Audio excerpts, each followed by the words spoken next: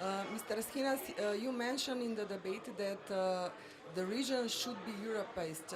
Instead, the European Union to be Balkanized, and as many times was a situation in the past recent years. What do you mean by that? Do you think that really the region now is Europeized because there are open issues, bilateral issues that are not according to European standards, as the issue with North Macedonia and Bulgaria in this moment? Well, my main message was that when we look back at our history, we have seen many times the Balkanization of European politics. We know what this means. This means suffering, this means war, friction. What we haven't seen yet is the Europeanization of the region of Balkans.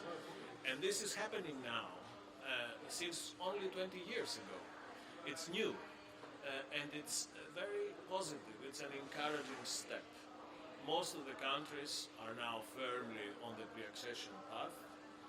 North Macedonia is an example where I think the European Union was not always very fair, because we asked you many different things and you delivered on all of those.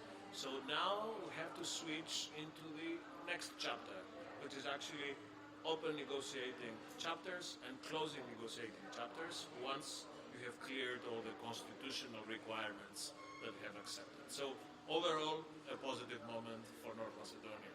So you think that we are going to Europeize the region very from now? Yes, I firmly believe that this is a process which is irrevocable.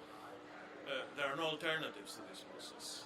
It's backed by society. It's a win-win process. In these very turbulent geopolitical times, I think it's becoming very clear that Europe needs the region and the region needs Europe. So yes, I can be accused of optimism, but I do think that the process is irrevocable.